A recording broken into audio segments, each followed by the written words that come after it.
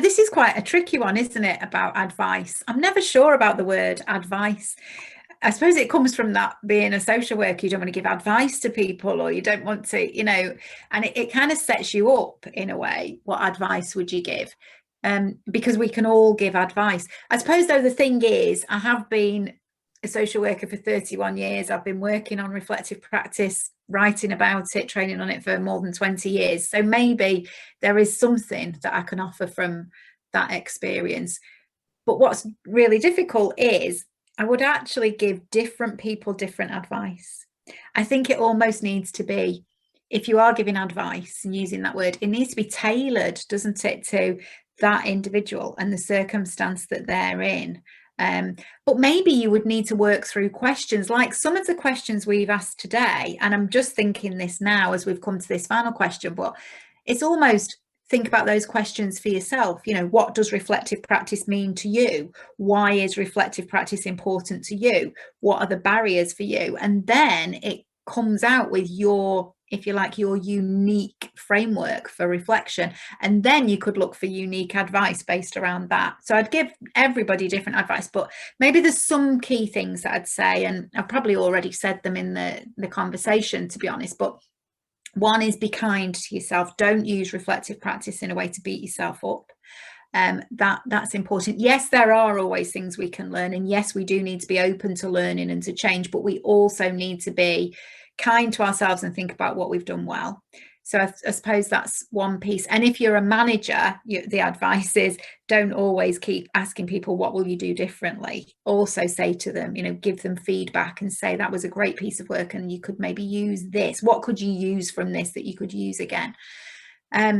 So that kindness, I think, is really important. I think being open to creative approaches really matters. So an experience that I had recently, not within the project, but where I met with a group of like senior social workers and gave them a technique that I said, this could be a really good technique for you to use in groups.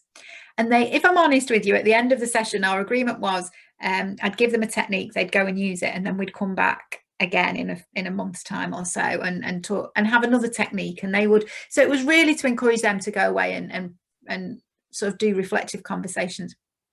And I did this technique with them and they were like, oh no, people won't like that. No, people won't like that. To be fair to them, they gave it a go.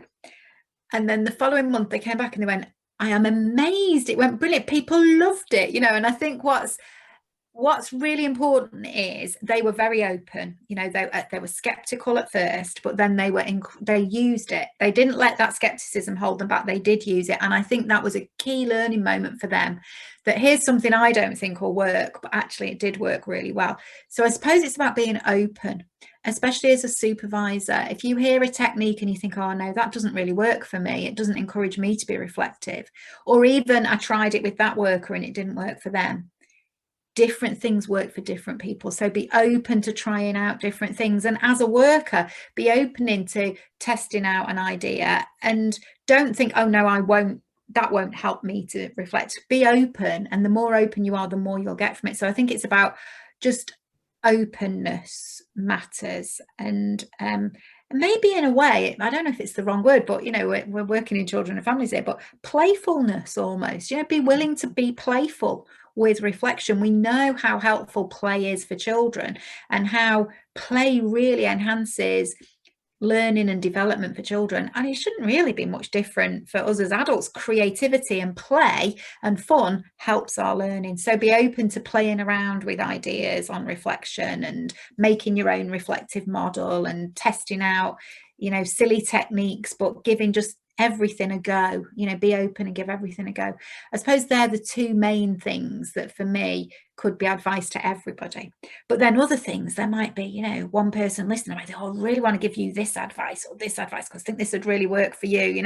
I remember years ago working with a student who was brilliant in practice but wasn't great at reflective writing, and we did quite a lot of work about using different models, and she swapped from using a particular model in her reflective writing to another model, and her grades went up like 20% or something. I'm not guaranteeing that's going to happen for everybody, but unique advice, tailored. So just really being open to your you developing your individual tools and having an individual toolkit for reflection, I suppose, and that would be different for everybody. So maybe that's my advice. It doesn't really make any sense to say I'd give everybody individual advice, but that's I suppose it's that individuality of reflection. Yeah. What would your advice be? Yeah, it's like you say, I'm not sure advice is maybe the best thing, but in terms of, I suppose, what I've learned as a worker and across the project, I really like what you said about that concept of the toolkit, because I think we use that and we understand that as social workers, that we can dip in and out of different things. And I suppose it's around not being afraid of trying different things. So you were saying about being open to new things. And I think sometimes we can be our own worst enemy because we might be just a bit scared of getting it wrong. And I think with reflection, it isn't right or wrong in a sense, because it's so individual and unique, like you were saying. So don't be scared that you might say the wrong thing or you might think the wrong thing, because it comes back to you and your feelings and your experience. And only through exploring that and developing those skills are you going to become more self-aware and become better at it, I suppose. So yeah, definitely don't be afraid to try new things, and don't be afraid to get it wrong, because there isn't really a right or wrong in reflection. And I suppose the other thing, what we've spoken about today that really stood out for me, was about remember that link between reflection and self-care, because we know that reflection can help mitigate some of that stress. So whether that is through group reflection, supervision, a critical friend, reflective writing, a journal, whatever it may be, it's going to help you in some way. So I would kind of hang on to that in my own mind. Yeah, I think that's really good advice, actually. I liked the way as well where you summarised it, that all the different tools that we can use, like reflective writing, critical friendship, group reflection, reflection in supervision, you know, that transitional moment reflection. There's so many different spaces, aren't there, really, for reflection? So I really like that advice.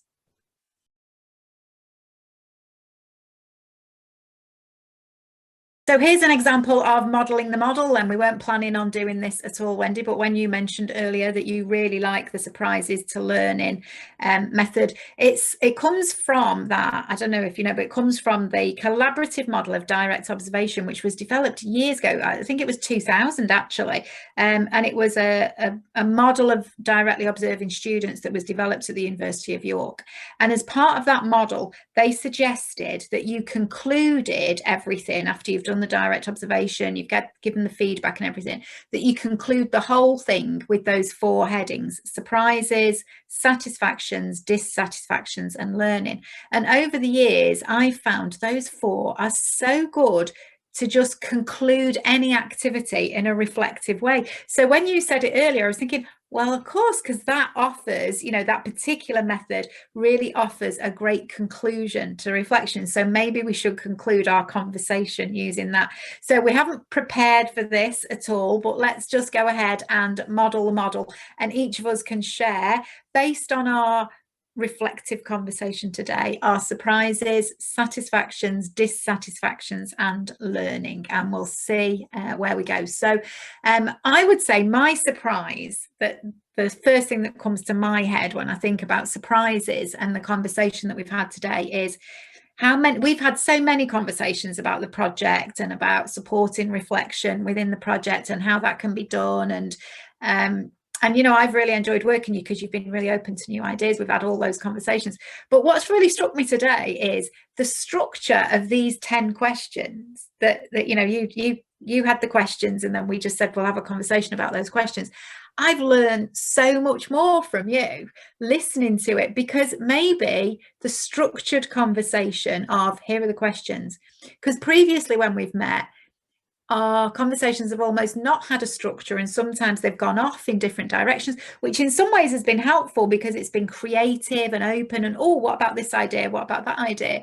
But maybe today, because we've had a structure, I don't know, I've maybe just sat and listened more. I've not been thinking about what do I want to say. I've really truly listened to what you've been saying. I don't know, but I feel like I've learned so much more about what's been helpful in the project just from listening to your answers to the questions. And that's been a surprise, because we've met so many times before, I had so many conversations before, but maybe the 10 questions, maybe that would be a really good thing to do for supervision, or a reflective conversation with a critical friend. Maybe it's a good method. Here's maybe not 10 questions, but here's 3 questions that we're going to have a conversation about.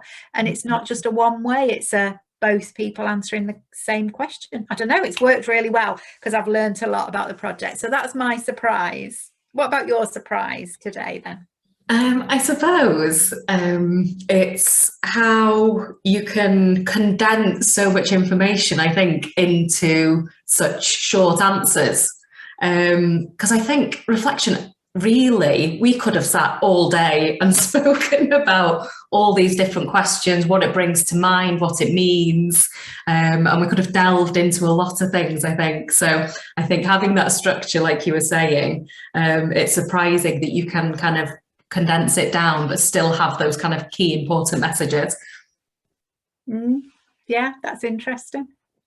Okay, so satisfactions then. I suppose I've had a few satisfactions. Some of them are very practical and they're almost immediate satisfactions that may not work later, because one of the satisfactions is it seems to have recorded okay, but when I come to watching it back, that might not be a satisfaction because maybe it hasn't recorded all right, you know. So I think some of that shows the difference between surface and deeper. It might be an immediate satisfaction, but maybe later it's not, when we see what the actual video turns out like. So, but I'm thinking, oh, it's gone smoothly, we've got it done, you know. So I suppose that's a satisfaction, but is it a long-term one? Maybe one of the big satisfactions is, I think, although we didn't write it like this, the questions actually seem to have led one into another. So there seems to have been almost a connection in the conversation. So even though it's had these questions, that the conversation seems to have flowed actually from my perspective. So I think that's a satisfaction. Yeah. What about your satisfactions? So I think because we've had that time, like you say, to take a step back and unpick the different things, I think it's a satisfaction for me to kind of feel that sense of achievement of what's been done through the project and this work that we've been doing with yourself. So it's really satisfying to feel like we've offered different things to workers that hopefully it is having an impact on practice. So just thinking about the different approaches we've used, the different things we've brought in, the different people we've connected with, that yeah, hopefully it's going to have a positive impact on yes, children and families and individuals that we work with, really. Yeah. Okay, I'm just wondering whether that begins to create my dissatisfaction. I don't know if that sounds right, really, but I think one of the things I'm always dissatisfied with around reflection is the use of models that don't come from social work. You know, the most commonly taught models come largely from health or education backgrounds. And I feel like, you know, social work and reflection are so connected and intrinsically linked. And sometimes I really get quite frustrated about why aren't we using more models developed by social workers? And I suppose in a way that is a bit of a dissatisfaction, is that, you know, the work that you've been doing within the project, and of course the reflective element of the project is one tiny part of the whole project. You know, the project's been very significant in terms of looking at social work with children and families across the area. And so it's only one aspect, but maybe a dissatisfaction is, I think the more that I've learned about what you've been doing in the project, it's enhanced my learning and my understanding. And I wonder whether there's so much really good work being done by social workers all over the UK, and those pockets of practice, who's picking those up, who's sharing those, who's, you know, I'd love to have another conversation with you that is just literally highlighting, look, these are the key parts of the project that we've done that other people can watch, and it becomes shared outside of your own area. So maybe that's a dissatisfaction, that I think there's so much excellent practice that social workers do, but I suppose much like the issues earlier, we keep focused so much on what isn't going well. Are we really sharing that fabulous stuff that is going really well in social work? And so maybe that's my dissatisfaction. We're not sharing it enough with one another, and we'd learn such a lot from listening to one another. I think that's my dissatisfaction. What about your dissatisfaction? So I think on reflection and thinking about all the things that we've discussed throughout this conversation, I suppose my dissatisfaction is the frustration that I know as a practitioner how important reflective practice is. And all our discussions today have highlighted some of the key points, some things to take away, some practical things.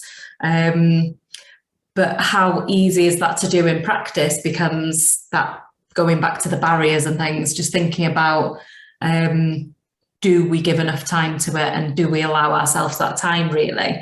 So the dissatisfaction for me is knowing the importance, but giving it the time that it deserves. And it's just so difficult to do as a social worker, I suppose.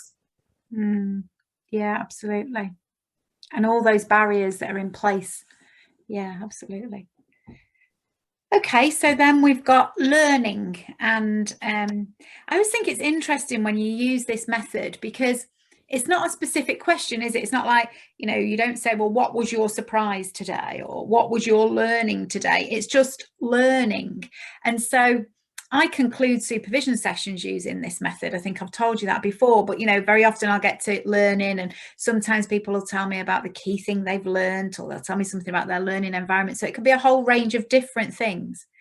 And I think when I've used this method for myself, I've almost always gone with learning being what I've learned in that session. So I use it sometimes when I'm doing a reflective account for the regulator, and I usually conclude my reflective account with surprises, satisfactions, dissatisfactions, learning. And nearly always learning is about what I've learned. But actually today my thinking around learning is a bit different. What I've been thinking is, I think this conversation has been, I've learned a lot from it. I think I said that in my surprise about how much I've learned that I didn't kind of know before. But I also think that maybe listening to conversations is a key learning tool for students and new workers. I mean, we know that anyway, don't we? I know that, if you're in a really busy office and you're new to a role, even not as a student, even as an experienced worker, but you're new to a role, you overhear conversations and you think, oh, I like the way they did that, I'll try that. Or I like, so listening into conversations can be a real helpful learning tool. But I'm wondering about whether in this online world, how can we replicate those conversations for people to overhear?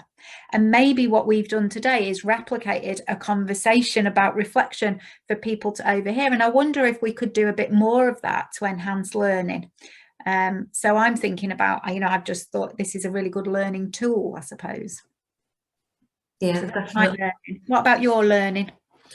I think one of the main things that struck me, and I think is really useful, is what you said about a reflective model being kind of multi-purpose, that it doesn't have to be just for you to use to reflect on a situation, that it can be used as a direct work tool with an individual. So that I feel like there's learning from that for me, that I want to go away and I want to have a look at all the models again, because I might see them in a different light. So I'm excited and intrigued to go and have a look and see, actually, would I use that with a family or an individual or a child, and kind of see what I take from that, I suppose. Yeah, that's really interesting. I suppose that just also concludes things in, I think, how much we learn from students as practice educators, because I've seen students using reflective tools and things that I've used with them in supervision, I've seen them then use with families, and I've realised how much that can be useful. So I think we learn a lot from one another, don't we? Yeah, definitely.